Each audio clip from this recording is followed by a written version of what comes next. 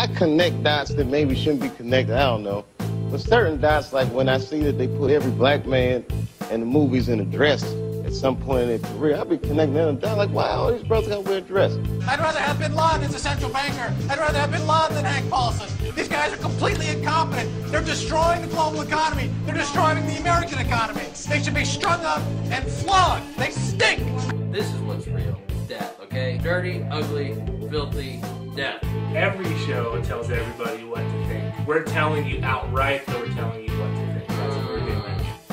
It's Monday night at 8. Do you know where your kids are? Oh.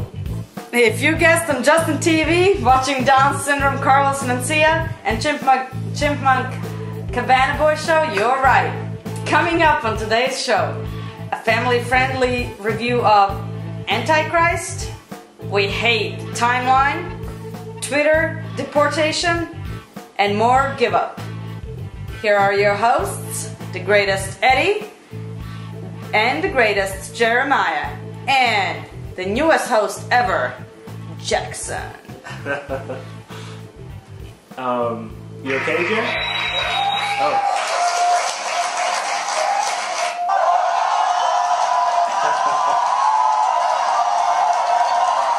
Yeah, you know, I feel bad because, please, it's our first show with a studio audience. We need to start the show. Enough clapping. Right. Calm down, calm down. I just feel bad because it's our first show in front of a studio audience. Yeah. And I'm a little under the weather. Yeah. Are you gonna spread your sickness to the audience? Yeah. So hopefully everybody's down with the sickness. I have 109 fever. Wow. I see you have some chicken soup over there. So I'm here with chicken noodle soup for my teenage soul. Is that gonna help you feel a lot better, Jer? Is it gonna nourish you? Hold on, I gotta kill some of this. So like, I'm just ruining the show. Hold on. Yeah. So I've got my chicken noodle soup ready to start the show. Yeah. Are you gonna get healthy? That's cold. You're supposed to have warm chicken noodle soup. Oh, some wife I have. Cold chicken soup doesn't do anything. Do you want me to heat that up for you? Yeah, please. It's not good for my teenage soul. So? Okay, well, we're starting this show off right with the movie that we both recently saw. Yes, yes. Antichrist. Yeah. If you know anything about this movie, and we do, it's probably the most offensive movie I wouldn't say that. ever made. It may be the most disturbing, but it really wasn't that offensive. Well, I think it's kind of hard to offend people like us. Yeah. But to normal Joe Blow, to your Rotaro Doms out there, you know, I'm sure they were highly offended by this movie. Have you heard of Antichrist for Taro Dome? Anyway, it's a highly, highly charged graphic movie, and we thought, what better way to go ahead and review this movie than to have a family-friendly review of it with Jackson here. Yeah. And do our best to discuss this horrific movie in terms that can please a child's ear. So, this movie starred William Dafoe, right? Mm-hmm. He was the only star in this movie. Was there anybody in this movie besides William Dafoe and that girl? They were pretty much in the whole movie. I'm gonna say there's one other person, maybe. Right. I don't think there was. Maybe the African American guy that got the axe in his back at the end. No, that was in Shining. Okay. This is Antichrist. That's right. That's right. Yeah. That was probably just the child in the beginning. The kid was in there. Plus the child in the beginning. Who met his unfortunate end. So the movie starts with a child leaping from a window, meeting a certain... Much like Eric Clapton's kid, right? Oh my. Doesn't know what happened though? I mean, that's what I heard. I don't know if it happened the same way, the same situation. Let's just say that this child met the demise that Eric Clapton's child met. Yeah. And while the parents were having unsimulated, this was full on in the movie. Right. Grenetration. Full on. Yes, and whenever the kid dies, you really, whenever the kid, Eric Clapton's son. The mother is there watching while she's enjoying life. I didn't know if she was actually watching or if that was like. It's revealed later in the movie, right, that she was sitting there watching the whole time. Oh my! Yeah. While she was reaching a climax of a certain type. While she was enjoying life with her husband. Life to its fullest, should we say? Yes. So this leads her into deep sadness, and Willem Dafoe goes on really to sad, as a therapist, he becomes her therapist, which they say in the movie that therapists should never do, right? Right. Treat his own wife. Yeah. That's what he decides to do. And she called him, arrogant several times throughout the movie, right? For thinking that he would be able to cure her of her depression. But so in order to cure her depression, they go out to the woods where she's going to face her fears, right? The one place that she fears the most. He found out. Yeah. And so they go out there and his cabin. Yeah, his stabbing cabin. Right. Yeah. And he ends up in very tumultuous situations with the girl all alone in the cabin.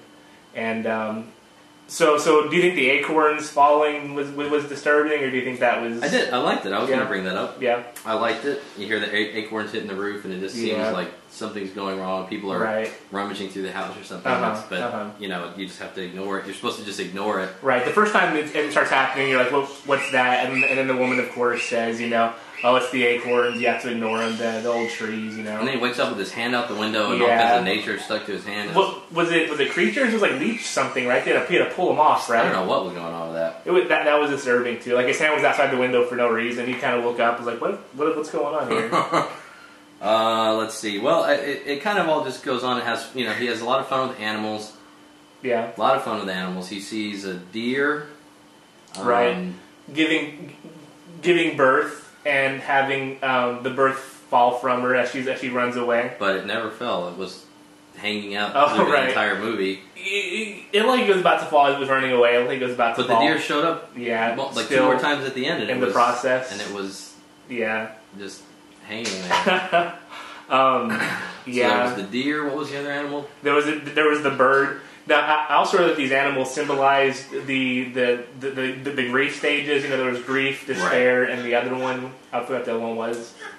I don't know, like pain or something like that. Yeah. So the bird represented despair. Now, see, the reason why I thought that the opening scene where the mom was watching the kid do that was imagery was because as on the kid's night table that he's climbing up on, it has trophies that say grief, despair, and pain. Like, I don't, no kid's gonna have that. I thought it was more like so that we got the idea of what happened. But I don't know. I thought they may have been totems that the wife really got into, and maybe she bought him after she went out to that. Why are they on house. The kids' table? They were on the table, I think, like in the living room. I think it was his room. I think it was like the living room, there was the bird, and there was also the bird that William Dafoe tried killing several times, and the bird just wouldn't pass away. Yeah, he's trying to hammer it with this bludgeon it rock. Yeah, right. He's trying to bludgeon it with this rock, and it just it goes away for a second. Like, oof. So he's safe, right? He's safe. By the way, this is after he's had what was it, like something drilled into his leg, right? Some kind of saw. He drilled through his leg and bolted down, and he crawls away. To say, and this is after he had his member bludgeoned with a log. Right. And he shot the and his wife brought him to a happy ending. Right. And catch up, went everywhere on the wife, right? As he reached his moment. And if you haven't seen this movie, this is all. Yeah, this is all shown. This is all. Yeah. There's nothing left to the imagination. Graphic detail. Yes. So anyway, then he runs off to safety, finds his cubby. He hides in the wolf's house, the wolf's little foxhole. He crawls in there and is hiding from his wife, who's trying to get to explain this wolf. End his life. The wolf is is kind of like an overseer, I guess, a watcher of everything that's going on, and just kind of progresses the story from insane moments to next. Well, what was the scene where he was right? So William Dafoe stumbles upon the wolf. I believe it was supposed to be. He assumed it was. He's coming up. He's walking. Right. The wolf was no longer with us. Yeah. And so he sees the wolf laying there, and he puts his hand down to see what's going on, and then the wolf, reanimates itself, and it's gnawing on its insides, right? Mm-hmm. And then it explains to William Dafoe that chaos reigns. I don't think our audience can hear that. Yes. One more time? It's very quiet.